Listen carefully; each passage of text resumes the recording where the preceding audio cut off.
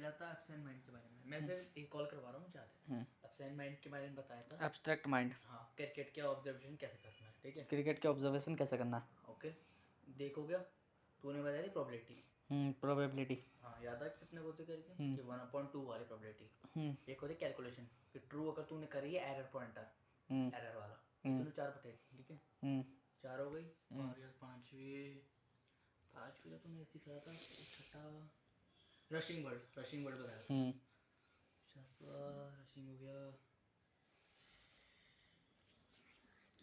क्या पहला क्या बताया था मुझे? पहले क्या बताया था?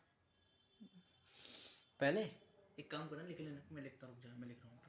लिख क्या रहा है, बोलता हूँ मैं, बताता हूँ। आइडिया मुझे भी नहीं याद नहीं आ रहा ना। मैं बता दूंगा, अभी दोबारा रिपीट कर दूंगा इसी चीज़ को, जो चीज़ मैंने बताई है।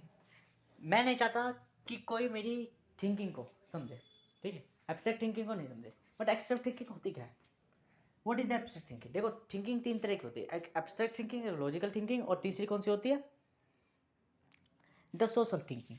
सोशल थिंकिंग में हम समाज का सब चीज, जैसे हमारा मोबाइल है, दिस इज द सोशल। हमें कोई भी चीज़ प्राप्त हो रही है, दिस इज द सोशल।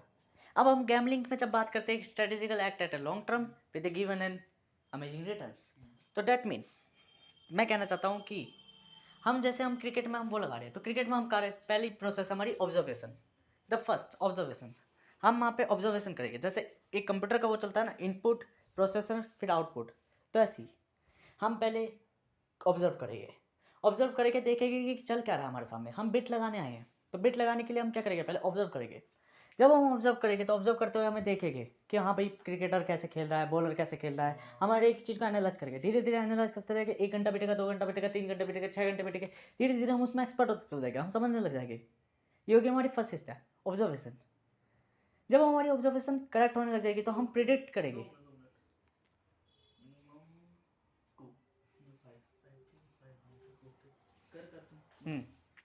तो हम क्या करेंगे, उस चीज़ को प्रिडिक्ट करेंगे। क्या प्रिडिक्ट करेंगे, हम कल्पना करेंगे कि भाई अगर इस बल्लेबाज ने ऐसे लगाया और बॉलर ऐसे है, बॉलर ऐसे बॉल मार रहा है, तो हमें पता चल जाएगा हाँ। अब अगर वो जो इंसिडेंस है, अब टाइम बीता धीरे धीरे करके, जो पहले हमने कल्पना करी थी वो ट्रू हो गई, डेट मीन हमारी प्रिडिक्टमेंट क्या होगी, 1 सिलेक्ट। फिर हमने और दूसरी प्रिडिक्टमेंट में देखा, तो दूसरी प्रिडिक्टमेंट में जैसे हमने देखा कि भाई बैट बॉलर जो है स्ट्रेस में है, तो बॉल गलत फेंकेगा, इसका बेटर फ़ायदा उठा सकता है, हाँ उठा सकता है। पर ऐसा हुआ नहीं, बिकॉज वहाँ पे एक एरर कंसल्ट हो गया। क्या एरर कंसल्ट हो गया, फिर हम उसमें देखेंगे कि क्या एरर था उस प्रिडिक्टमेंट 2 में। हम वापस रिपीट करेंगे उस प्रोसेस को, क्या करेंगे, ऑब्जर्व करेंगे। ऑब्जर्व करने के बाद क्या होगा, फिर से सोचेंगे, फिर से सोचेंगे। जब फिर से सोचेंगे, फिर से ऑब्जर्व करेंगे। ऑब्जर्व करने के बाद देखेंगे हमारी गलती क्या थी, गलती करने के बाद फिर से रिन्यू करने के बाद वापिस फिर प्रिडिक्टमेंट 2 बी करेक्ट। ऐसी कर करके नंबर ऑफ प्रिडिक्टमेंट हमने कर ली ट्रू। जब हमारी प्रिडिक्टमेंट कई सारी करेक्ट होगी, डेट मीन अब मैं बिड लगाऊंगा। अब मैं बिड लगाऊंगा और बिड लगाने के बाद मेरी कैलकुलेशन रन करेगी। लेट अस सपोज मेरी कैलकुलेशन रन करी, मेरी कैलकुलेशन 25 मैच तक मुझे पैसा जिताया। जब मैंने 2,000 रुपये की बिट लगाई, ठीक है, 2,000 रुपये बिट लगाई, 4,000 रुपये जीते, ठीक है। तो मैंने कुल मिला के कितना का मुनाफा करा, मैंने 2,000 लगा के 50,000 रुपये इन्वेस्ट कर 50,000 रुपये जीत लिए, ठीक है। 50,000 इन्वेस्ट कर 50,000 जीत लिए। अब ये जो बीट है, अब 26वें मैच पे क्या हुआ, मैंने बिट लगाई थोड़ी हैवी 10,000 रुपये की, तो मैं अपना मैच हार गया, बिकॉज माई कैलकुलेशन में कोई एरर आ गया, एक्सटर्नल एरर आ गया। तो एक्सटर्नल एरर क्या था, बाद में मैंने देखा, मैंने जैसे ही ये हुआ तो बाकी लोग जो है वो बिट लगा रहे थे, डिप्रेस में हो रहे थे। पर उन भूतनी वालों को ये नहीं पता होता 25 मैच तो जीते हो ना कैलकुलेशन से, पहले कैलकुलेशन तो सही थी, कुछ ना कुछ अब एक्सटर्नल एरर रहा होगा। जैसे पहले एक बार मैं जैसे पिज़्ज़ा बना रहे हो, पिज़्ज़ा बनाते टाइम पे मेरे को ध्यान था, चलो भाई 10 मिनट लगते हैं, 10 मिनट में पिज़्ज़ा बन जाता है, ठीक है। 6 मिनट का था। लेट अस सपोज 10 मिनट भी, कैलकुलेशन में तो 10 मिनट भी कह सकते हैं 10 मिनट में पिज़्ज़ा बन गया, ठीक है। बट एक दिन एक टाइम पिज़्ज़ा कच्चा रह गया, तो मैंने देखा टेम्परेचर क्या था, टेम्परेचर क्या था, एक्सटर्नल एरर क्रिएट कर रहा था। ऐसे कॉन्सिक्वेंस जो सिस्टम में कंपाइल नहीं होते बट इंट्रैक्शन डालते हैं, दिस इज द कॉन्सिक्वेंस, ठीक है। अब ये जो है, जैसे ही मैंने उस एरर को भाई टेम्परेचर को, तो मैंने उसके बेस पर अपनी कैलकुलेशन वापस करेक्ट कर ली, तो फिर से क्या होगी, प्रिडिक्टमेंट, ठीक है। अब 26वें मैच से मैं 36वें मैच तक 10 मैच हारा, बट मैं सतर्क हो गया था कि हाँ मेरी कैलकुलेशन किस बेस पर। तो मैंने एरर ढूंढने के लिए ना अपनी बिट को हाफ कर दिया। क्या हाफ कर दिया, 1,000 रुपये लगाने लग गया। पहले 2 लगा रहा था कंटिन्यू, अब 1,000 लगा रहा हूँ। क्यों, मैं समझ गया हूँ ठीक है, संभल गया वो, और मुझे पता है कि एरर फाइंड करना है कैसे ना कैसे करके। 10 मैच तक मैं एरर फाइंड करके गया, और 36वें मैच पे मुझे अपना एरर सॉर्ट हो गया।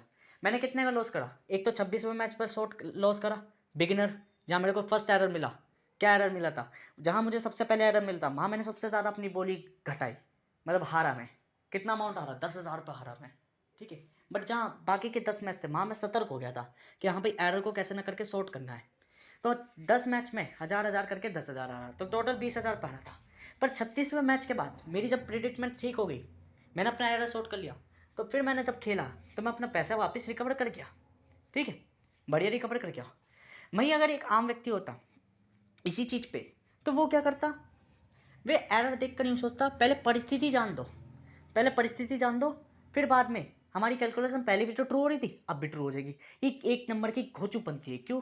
उसने उसी एग्जैक्ट टाइम पर अपना एरर सॉर्ट नहीं करा। यदि कोई प्रोग्रामर अपने प्रोग्राम में एरर को वही सॉर्ट नहीं करता जिस एरर जहाँ काम कर रहा होता है, तो उसके आने वाले प्रोग्राम ऑटोमेटिकली गलत होता है, क्योंकि उसे फिर पता ही नहीं हो कि उसका एरर आया कहाँ से, और उसका सारा प्रोग्राम धीरे धीरे गलत। इसलिए एक प्रोग्रामर को वो होता है कि वो अपना प्रोग्राम बार बार रन करता रहे, जिससे उसे पता चलता रहे कि उसका एरर है कहाँ, और जहाँ है फिर वहीं पे बैठ के डीप थिंकिंग करे और उस एरर को सॉर्ट करे, ठीक है। जब वो एरर सॉर्ट कर लेता है तो आखिर में क्या मिलता है? एक इवेंट होराइज होता है। दिस इज द 3 प्रोसेसर है, एक तो ऑब्जर्वेशन प्रोबेबिलिटी में, प्रोबेबिलिटी ऑफ कैलकुलेशन में, दूसरा क्या बोलते हैं भाई, फिर प्रोसेसिंग करना, मतलब कि बिड लगाना, और थर्ड क्या है? इवेंट होराइज होना, मतलब बेनिफिट पाना, एरर सॉर्टिंग करना। This is the process. एक जावा के प्रोग्राम की तरह ही और वर्क करती है। ये तो होगी बात। अब एब्स्ट्रैक्ट थिंकिंग क्या होती है? एब्स्ट्रैक्ट थिंकिंग मतलब